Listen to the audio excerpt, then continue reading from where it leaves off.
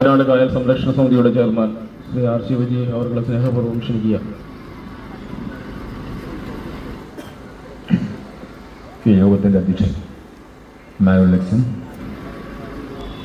ഇവിടെ എത്തിച്ചേർന്നിട്ടുള്ള സമരഭടന്മാർ, എനിക്ക് ആദ്യമേ പറയാനുള്ളത് കേരളം ഉഷ്ണതരംഗത്തെ നേരിടാൻ പോവുകയാണെന്നാണ് കാലാവസ്ഥാ നിരീക്ഷകർ പറഞ്ഞിട്ടുള്ളത്. അതുകൊണ്ട് നിങ്ങളെല്ലാം തണലത്തേക്ക് കഴിയുന്നതും മാറി നിന്ന് ഈ പ്രശ്നം ക്ഷയിക്കുന്നതാണ്. കാരണം നമ്മുടെ സമയം നിങ്ങളാരും ഒരു ആവേശത്തിൻ്റെ വൃത്തി വെയിൽ കൊള്ളണമെന്നില്ല. നമ്മുടെ വില്ലേജ് വേണമെങ്കിൽ നിന്നത് കാണാം. വില്ലേജ് പ്രവർത്തനങ്ങൾക്കൊന്നും യാതൊരു തടസ്സവും നമ്മൾ ഉണ്ടാക്കുന്നില്ല. പക്ഷേ തണലത്ത് നിൽക്കണമെന്ന ഒരു അഭ്യർത്ഥന എനിക്ക് ആദ്യം പറയാനുള്ളത്. നമ്മൾ ഒരു മനുഷ്യന് സുഗമമായി ജീവിക്കാൻ വേണ്ടിയിട്ടുള്ളൊരു അതിജീവനത്തിൻ്റെ പാതയിലാണ്. വർഷങ്ങളായി ഇടക്കൊച്ചിയുടെ പടിഞ്ഞാറൻ ഭാഗത്ത് ജീവിക്കുന്ന മനുഷ്യർ ഓരുവെള്ളത്തിൻ്റെ വേലിയേറ്റത്തിൽ ഓരുവെള്ളത്തിൻ്റെ ഭീഷണിയിൽ ജീവിക്കാൻ നിവൃത്തിയില്ലാതെ അതെന്ന് എത്തിച്ചേർന്നിരിക്കുന്നത് ഏതാണ്ട് 400-500 കുടുംബങ്ങൾ തന്നെ അവർക്ക് ഒരു ദിവസവും സുഗമമായി ജീവിക്കാൻ, ഉപ്പുവെള്ളത്തിൽ നിന്ന് മോചനമില്ലാതെ ജീവിക്കാൻ സാധ്യമല്ലാത്തൊരവസ്ഥയിലേക്ക് മാറിയിരിക്കുകയാണ്. അവിടെ നിന്നുകൊണ്ടാണ് ഈ സമരം ഒരുപക്ഷെ ഒരു ഡിസാസ്റ്റർ മാനേജ്മെൻറ്റിൻ്റെ ഒരു ജനകീയ ഭരണത്തിന് കീഴിൽ അതിൻ്റെ ഏറ്റവും അടിത്തട്ടിൽ ജനങ്ങളോട് സംവദിക്കുന്ന വില്ലേജ് ഓഫീസിൻ്റെ മുമ്പിൽ ഞങ്ങൾ എത്തിച്ചേർന്നിട്ടുള്ളത്. ജനുവരി 5 ഹൈവേ ഉപരോധിക്കുന്ന തരത്തിലേക്ക് ഇത് മാറി. പെട്ടെന്ന് എഴുന്നേറ്റ് വരുമ്പോൾ വീടിൻ്റെ മുറ്റവും വീടിനകത്തും വെള്ളം കണ്ടാൽ നമ്മൾ എന്ത് ചെയ്യും? നമുക്ക് ചെയ്യാവുന്നതെല്ലാം നമ്മൾ ചെയ്യും. മനുഷ്യശക്തി പ്രകടിപ്പിക്കുന്നു. പക്ഷെ സമാധാനപരമായിരിക്കുന്നില്ല. ഇപ്പോൾ ജനുവരി 5 ആ ഉപരോധത്തിന് ശേഷം ജനുവരി 6 സബ് കളക്ടർ നമ്മളെ ചർച്ചയ്ക്ക് വിളിച്ചു. സബ് കളക്ടറുമായി ഉണ്ടായ ചർച്ചയുടെ ഏകദേശ രൂപം ഇവിടെ ജനറൽ കൺവീനർ പറഞ്ഞു. ഈ ചർച്ചയിൽ ഉരുത്തിരിഞ്ഞ് ഏതെങ്കിലും ഒരു കാര്യം നടപ്പിലാക്കാൻ എന്ത് ചെയ്തു എന്ന് ഞങ്ങൾക്കറിയണം. ഒന്നും ചെയ്തിട്ടില്ല എന്നാണ് മനസ്സിലാക്കുന്നത്. വർഷങ്ങളായുള്ള സമരമാണ്. 3 സ്ലൂയിസ് പണിയാനും ആ സ്ലൂയിസിലേക്ക് മെറ്റീരിയൽസ് കൊണ്ട് യാത്ര സുഗമക്കാൻ ഒരു പാടശേഖരത്തിലേക്കുള്ള ഒരു സ്ലൂയിസ് പുനർനിർമ്മിക്കുകയും ചെയ്യേണ്ട 4 സ്ലൂയിസുകളുടെ നിർമ്മാണം നമുക്കുണ്ട്. 15-ാം ഡിവിഷനെയും 16-ാം ഡിവിഷനെയും ഒരുമിച്ച് ബാധിക്കുന്നു. എന്നാൽ 15-ാം ഡിവിഷനിൽ നിർമ്മാണം നടത്തേണ്ട ഈ സ്ലൂയിസുകളുടെ നിർമ്മാണം 16-ാം ഡിവിഷനിലെ ജനങ്ങളെ ബാധിക്കുന്ന ഈ നിർമ്മാണം നടത്താൻ ഫണ്ട് അനുവദിച്ച് പണി തുടങ്ങിയിട്ടുള്ളതായിരുന്നു. ജോൺ ഫെർണാണ്ടസിന്റെ ബഹുമാനപ്പെട്ട അന്നത്തെ MLA ജോൺ ഫെർണാണ്ടസിന്റെ ഫണ്ട് 18 ലക്ഷം രൂപ അനുവദിച്ചുകൊണ്ട് അതിന്റെ നിർമ്മാണം തുടങ്ങി വെച്ചു. ജനകീയ പ്രശ്നമാണോ സാങ്കേതികമായ ചില കാരണങ്ങളല്ല ഒന്നും. വീണ്ടും എംസരാജ് ഫണ്ട് അനുവദിച്ചു. 4,80,00,000 രൂപ പള്ളുരുത്തിക്കും കുമ്പളത്തും അതുപോലെ തന്നെ ഇടക്കൊച്ചിക്കുമായി 4,80,00,000 രൂപ അനുവദിച്ചു. ഈ 4,80,00,000 രൂപ കഴിഞ്ഞ ഗവൺമെന്റ് കാലത്ത് അനുവദിച്ചത് ഇപ്പോഴും പേപ്പറുകളിൽ ഉറങ്ങുകയാണ്. എന്തുകൊണ്ട് നടപ്പിലാക്കാൻ കഴിയുന്നില്ല?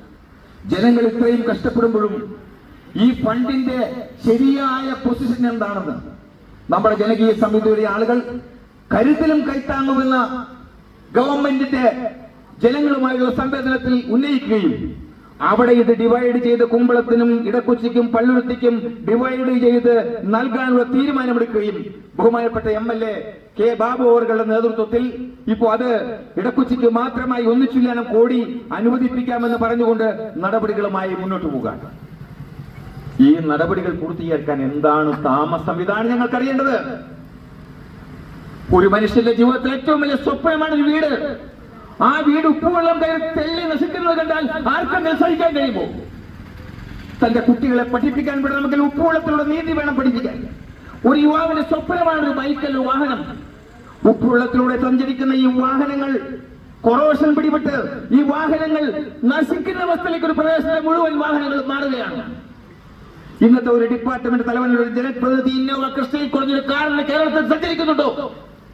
40 ലക്ഷം 38 ലക്ഷം രൂപ ഒരു കാർ വാങ്ങാനുള്ള വളരെ ലാഘവത്തോടെ മേടിക്കുമ്പോൾ ഈ പ്രദേശത്തെ ഒരു വെള്ള ഭീഷണി ചെറുക്കാൻ 4 സ്ലൂയിസുകൾ പണിയേണ്ട ബാധ്യത, 300 മീറ്റർ കൽക്കെട്ട് കിട്ടിയത് സംരക്ഷിക്കേണ്ട ബാധ്യതയിൽ നിന്നും എന്തുകൊണ്ട് ഇവിടുത്തെ ഭരണാധികാരി കണ്ണടയ്ക്കുന്നു എന്നുള്ള ചോദ്യമാണ് ഈ സമരം ഞങ്ങൾ ഉന്നയിക്കുന്നത്.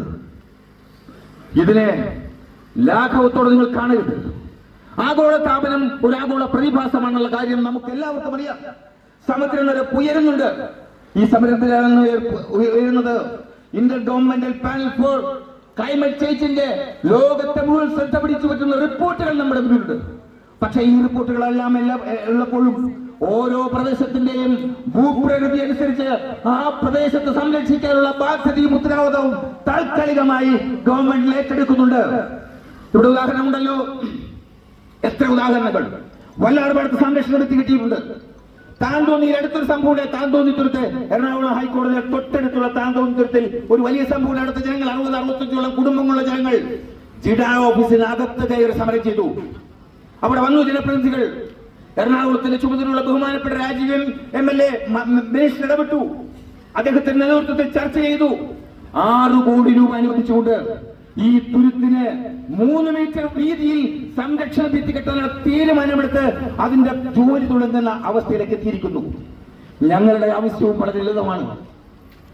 MLA സ്ഥലം സന്ദർശിക്കണം, MP സ്ഥലം സന്ദർശിക്കണം, അതുപോലെ തന്നെ കളക്ടർ സ്ഥലം സന്ദർശിക്കണം, ജനപ്രതിനിധികൾ സ്ഥലം സന്ദർശിക്കണമെന്ന് ജനങ്ങൾ ആവശ്യപ്പെടുന്ന ഒരു ഗതികളിലേക്ക് നമ്മൾ മാറിയിരിക്കുന്നുള്ള ദുഃഖയാഥാർത്ഥ്യം പറയാതിരിക്കാനാണ്.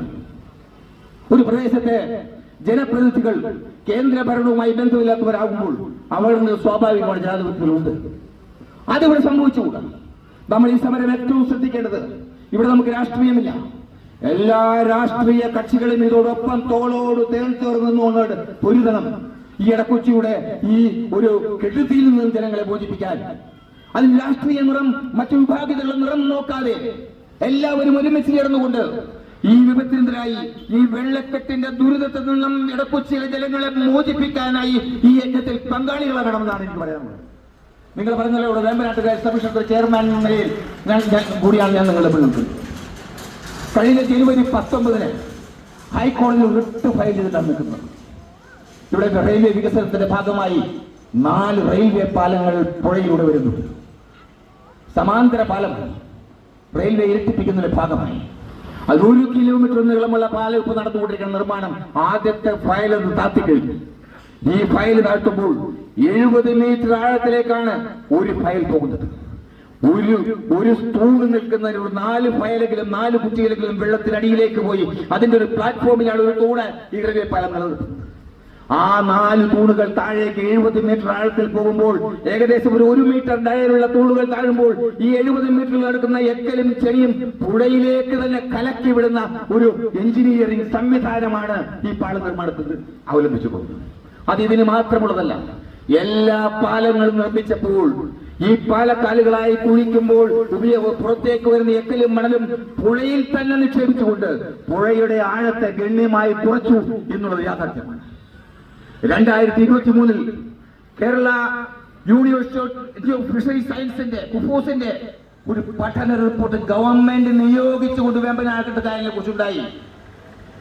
കുട്ടനാട് മുതൽ കൊച്ചി അഴി വരെയുള്ള തണ്ണീർമുക്കം ബണ്ടിന്റെ തെക്കുവശവും വടക്കുവശവും പ്രത്യേകമായി എടുത്ത് പഠിച്ചുകൊണ്ട് അവർ റിപ്പോർട്ട് സമർപ്പിച്ചു. അവർ പറഞ്ഞു, കായലിന്റെ 40% വിസ്തൃതി നഷ്ടപ്പെട്ടു. 40%, 60% ഇപ്പോൾ കായലുള്ളത്. അതോടൊപ്പം തന്നെ ഈ കായലിന്റെ ആഴം, വേമ്പനാട്ട് കായലിന്റെ വടക്ക് ഭാഗത്ത് 8.5 മീറ്റർ ഉണ്ടായിരുന്ന കായലിന്റെ ആഴം 2.7 മീറ്റർ ആയി. തെക്ക് ഭാഗം 8 മീറ്റർ ഉണ്ടായിരുന്നു, 8 മീറ്റർ ഉണ്ടായിരുന്നത് 1.8 മീറ്ററിൽ കുറഞ്ഞ് കായലിന്റെ ആഴം 85% നഷ്ടപ്പെട്ടിരിക്കുന്നു.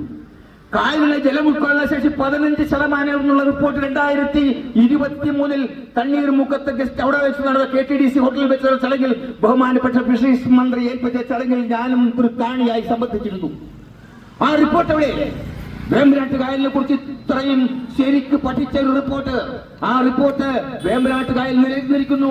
അതിന്റെ മുകൾ പരപ്പിലുള്ള ജലം മാത്രമേ വേമ്പനാട്ട് കായലിനുള്ളൂ. ആഴമില്ല. 85% വെള്ളം ഉൾക്കൊള്ളാനുള്ള ശേഷി നഷ്ടപ്പെട്ട വേമ്പനാട്ട് കായലിനെ പുനരുജ്ജീവിപ്പിക്കണം എന്ന ആവശ്യമാണ്. ആ റിപ്പോർട്ട് വരണം, എടുക്കണം, നടപ്പിലാക്കണം. നമുക്കറിയാം, വേമ്പനാട്ടുകാലുമായി ബന്ധപ്പെട്ട് നിരവധി സമരങ്ങൾക്ക് നമ്മൾ രൂപം കൊടുക്കുന്നുണ്ട്. 2014 ഇടക്കൊച്ചിയിലെ ഞാനുദ്ധ ഹാളിൽ വലിയൊരു സെമിനാർ നടത്തുകയുണ്ടായി. ആ സെമിനാർ അസന്നിഗ്ധമായി പറഞ്ഞു വേമ്പനാട്ടുകാലിൽ പുനരുജ്ജീവിപ്പിക്കണമെന്ന്. ചെയ്യാൻ കഴിഞ്ഞു. അതിന്റെ സ്റ്റഡി റിപ്പോർട്ട് അവിടെ ഉരുത്തിരിഞ്ഞ വിഷയം ഗവൺമെന്റിന് സമർപ്പിക്കുകയുണ്ടായി. പക്ഷെ നാളിതുവരെ അതിനൊരു പാരിസ്ഥിതികാഘാത പഠനത്തിന്റെ ഒരു സമിതിയെ നിയോഗിച്ചതല്ലാതെ നാളിതുവരെ അതിനൊന്നും ചെയ്യാൻ കഴിഞ്ഞിട്ടില്ല. നമ്മുടെ ബഡ്ജറ്റ് ശേഷമാണ് നമുക്ക് മാർച്ചിലെ ബഡ്ജറ്റ് ശേഷം നാം നിൽക്കണം. കഴിഞ്ഞ ബഡ്ജറ്റിൽ എത്ര തുക വേമ്പനാട്ട് കായലിന് വേണ്ടി വകകൊള്ളിക്കാൻ കഴിഞ്ഞിട്ടുണ്ട്? മൊത്തം കായലിലെ വെള്ളപ്പൊക്ക ദുരന്തത്തിനായി 612 കോടി രൂപ ഈ ബഡ്ജറ്റ് വകയിരുത്തിയിട്ടുണ്ട്. വേമ്പനാട്ട് കായലിനായി വെറും 10 കോടി രൂപ അരൂരത്തെ ചെള്ളമാറ്റുന്നതിന് വേണ്ടി മാത്രമായി ബഡ്ജറ്റിൽ പെടുത്തിയിരിക്കുന്നു. എന്നാൽ 133 കോടി ജലഗതാഗതത്തിൽ മാറ്റിവെച്ചു. ഉൾനാടൻ ജലഗതാഗതത്തിന് എറണാകുളത്തെ കൊച്ചിയിലെ പ്രത്യേക ജലഗതാഗതത്തിനായി 100 കോടി മാറ്റിവെച്ചു. സീപ്ലൈൻ 50 കോടി വേമ്പനാട്ടുകായൽ സംരക്ഷണത്തിനായി ബഡ്ജറ്റിൽ പ്രത്യേകമായി ഒരു തൂകൊള്ളിക്കാൻ കഴിഞ്ഞില്ല എന്നുള്ള ദുഃഖ യാഥാർത്ഥ്യവുമാണ് നാം നിൽക്കുന്നത്. പുനഃപരിശോധിക്കണത് വേമ്പനാട്ടുകായൽ സംരക്ഷണത്തിലൂടെ അല്ലാതെ നമ്മുടെ നാടിന്റെ വികസനത്തെ കുറിച്ച് നമുക്ക് ഓർക്കാൻ പറ്റില്ല. ഈ രാജ്യത്തെ ഏറ്റവും സുസ്ഥിരമായ വികസനത്തിന്റെ ആദ്യ പടി ഏതാണെന്ന് ചോദിച്ചാൽ വലിയ വ്യവസായങ്ങൾ വന്ന് സമ്പന്നരായോട് മാത്രമാവുമോ? നമുക്ക് ജീവിക്കാൻ കഴിയേണ്ട ഈ ഭൂമിയിൽ ജീവിക്കാൻ കഴിയണമെങ്കിൽ നദിയെ സംരക്ഷിക്കുന്ന, ഈ പുഴയെ സംരക്ഷിക്കുന്ന വലിയൊരു തീരുമാനമെടുത്തുകൊണ്ട് വേമ്പനാട്ട് കായൽ സംരക്ഷിക്കാനുള്ള അതോറിറ്റി രൂപീകരിക്കണമെന്ന നമ്മുടെ നിരന്തരമായ ആവശ്യത്തെ അംഗീകരിച്ചുകൊണ്ട്, ആ അതോറിറ്റി രൂപീകരിച്ചുകൊണ്ട് വ്യത്യസ്തങ്ങളായ വകുപ്പുകളെ ഏകീകരിച്ചുകൊണ്ട്, ജലപ്രതിനിധികളെ ഏകീകരിച്ചുകൊണ്ട്, ജലകീയ സമിതികളെ ഏകീകരിച്ചുകൊണ്ട് വേമ്പനാട്ട് കായൽ സംരക്ഷിക്കാനുള്ള അതിചടുലതയുള്ള പ്രവർത്തനങ്ങളുമായി കേന്ദ്ര സംസ്ഥാന സർക്കാരുകൾ ഇടപെടണമെന്നാണ് നാം ആവശ്യപ്പെടുന്നത്. ഈ സമരം ഇതുകൊണ്ട് തീരുമെന്ന് തോന്നുന്നില്ല. ഇതിന് മറുപടി പറഞ്ഞേ പറ്റൂ. ഇപ്പോ താന്തോന്നൂരിൽ ബഹുമാനപ്പെട്ട നമ്മുടെ മിനിസ്റ്റർ, എറണാകുളത്തെ ചുമതലയുള്ള മിനിസ്റ്റർ രാജീവ് ഇടപെട്ടുകൊണ്ട് അവിടെ ഒരു സംവിധാനം ഉണ്ടാക്കി. 1 കോടി ചില്ലാൻ രൂപയാണ് നമ്മൾ ചോദിക്കുന്നത്. 4 സ്ലൂയിസുകൾ ബലപ്പെടുത്തണം. സ്ലൂയിസുകൾ എല്ലാം പോയി നമ്മുടെ കരയും പുഴയുമായി വേർതിരിക്കുന്ന സ്ഥലങ്ങളെല്ലാം കൽക്കെട്ടുകൾ പുതുക്കി പണിയണ്ടേ? ഇത് പണിതിട്ടില്ല. നമുക്ക് 28 ഏക്കർ സ്ഥലം ഫിഷ് ഫാം വന്നു. 12 കോടിയോളം മുടക്കി നമുക്ക് ഫിഷ് ഫാം വന്നു. ഫിഷ് ഫാമിന് വലിയ കൽക്കെട്ട് കെട്ടി മത്സ്യങ്ങളെ സംരക്ഷിക്കാൻ ഉയരത്തിൽ കൽക്കെട്ട് കെട്ടി. ഇവിടുത്തെ മനുഷ്യനെ സംരക്ഷിക്കാൻ 1 രൂപയെങ്കിലും ഫിഷറീസ് ഡിപ്പാർട്ട്മെന്റ് മുടക്കാൻ കഴിഞ്ഞോ? എന്തുകൊണ്ട് കഴിഞ്ഞില്ല? അവരുടെ സാധനങ്ങൾ ഇറക്കുന്ന സ്ഥലം പൊളിഞ്ഞ് വെള്ളം കയറുന്ന അവസ്ഥയിലേക്ക് മാറിയിട്ട് പോലും ഇതുവരെ അതൊന്നും കെട്ടാൻ കഴിഞ്ഞിട്ടില്ല. എല്ലാ പ്രദേശവും പരുത്തിത്തറ, ഇത്തിത്തറ കോളനി, കനോസ നഗർ, അങ്ങനെ ഡെംസിപ്പറമ്പ്, അരിക്കനേഴം, ഈ ഭാഗങ്ങളിലേക്ക് കൂടിയൊക്കെ ഈ ഒരു വെള്ളത്തിന്റെ ഭീഷണി ഇപ്പൊ വന്നു കഴിഞ്ഞു. കണ്ണങ്കാട്ട് ഭാഗത്ത് ജിജയുടെ വാർഡിൽ ഒരു സ്ലൂയിസ് പണിയുണ്ടായി. തീർച്ചയായും അത് വലിയൊരു ആശ്വാസമാണ്. 4 വെള്ളത്തിൽ ഒരു സ്ലൂയിസ് നമുക്ക് വളരെ അനുഗ്രഹമാണ് കണ്ണങ്കാട്ടുണ്ടാക്കിയത്. ആ സ്ലൂയിസ് നമ്മുടെ ഉദാഹരണമാണ്. നമുക്ക് ഈ വെള്ളത്തിന്റെ ഈ രൂക്ഷതയിൽ നിന്ന് മോചനത്തിനായി ഏറ്റവും വലിയ ഉദാഹരണമാണ് സ്ലൂയിസുകൾ. എന്തുകൊണ്ട് നമ്മൾ സംരക്ഷിച്ചെന്നുള്ള ചോദ്യത്തിന് നമുക്ക് മറുപടി പറയാൻ കഴിയണം. സ്ലൂയിസുകൾ സംരക്ഷിച്ചില്ല. പൊതു തോടുകളിലൂടെ വരുന്ന വെള്ളത്തെ കൺട്രോൾ ചെയ്ത് കൃഷിക്ക് ഉപയുക്തമാകുന്ന തരത്തിൽ പ്രദേശത്തെ രക്ഷിക്കേണ്ട കടമകൾ നമുക്ക് ഭരണകൂടങ്ങൾക്കില്ലേ? ആ കടമകൾ നമ്മൾ നിർവഹിച്ചില്ല. കാലാകാലങ്ങളിൽ സംരക്ഷണ ഭിത്തി ബലപ്പെടുത്തേണ്ട കടമകൾ നമ്മൾ നിർവഹിച്ചില്ല. അതുകൊണ്ടുകൂടിയാണ് ഈ പതനം നമുക്ക് സംഭവിച്ചിരിക്കുന്നത്. ഇതിൽ നിന്നുള്ള മോചനത്തിനായി തീർച്ചയായും വർദ്ധിച്ചു വരുന്ന ജനകീയ മുന്നേറ്റങ്ങളുടെ മുമ്പിൽ എല്ലാ ഭരണകർത്താക്കളും നമ്മൾ അടുത്തു വന്ന് ഇതിന് പരിഹാരമുണ്ടാക്കേണ്ട അവസ്ഥയിലേക്ക് അവർ മാറും എന്ന് അസന്നിഗ്ധമായി ഞാൻ പറയുകയാണ്. അതുവരെ നമ്മുടെ ഈ സമരം മുന്നോട്ട് കൊണ്ടുപോകണം. വില്ലേജ് ഓഫീസിൽ നിന്നൊക്കെ നമുക്ക് നല്ല സഹകരണമാണ് 2008 ഉണ്ടായത്. അവർ റിപ്പോർട്ട് ചെയ്തിട്ടുണ്ട്. പക്ഷെ ആ റിപ്പോർട്ട് ഇന്നും സബ് കളക്ടറുടെ നേതൃത്വത്തിൽ നടന്ന റിപ്പോർട്ട് എനിക്ക് തോന്നുന്നു അത് ഏതോ ഓഫീസിൽ ചുവപ്പ് നടയിൽ കിടക്കുന്നു. ആ ഓഫീസിലെ ചുവപ്പ് നട അഴിച്ച് ആ ഫയൽ കൊണ്ടുവന്ന് ഇടക്കൊച്ചിയുടെ 3 സ്ലൂയിസും സംരക്ഷണ ഭിത്തി കോൺക്രീറ്റിൽ തീർത്തുകൊണ്ട് ആ പ്രദേശത്ത് ആദ്യപടി എന്ന നിലയിൽ ഈ പ്രദേശത്തെ ഫിഷ് ഫാമിന്റെ ഓപ്പോസിറ്റുള്ള പ്രദേശത്തെ സെമിനാരിൽ നിന്ന് തുടങ്ങി ഏതാണ്ട് ഇത്തിത്തറയുടെ പരുത്തിത്തറയുടെ മുഴുവൻ ഭാഗം വരുന്ന ആ പ്രദേശത്തെ സംരക്ഷണ ഭിത്തി കെട്ടി ആ പ്രദേശത്തെ ജനങ്ങളെ ജീവിക്കാൻ അനുവദിക്കണം.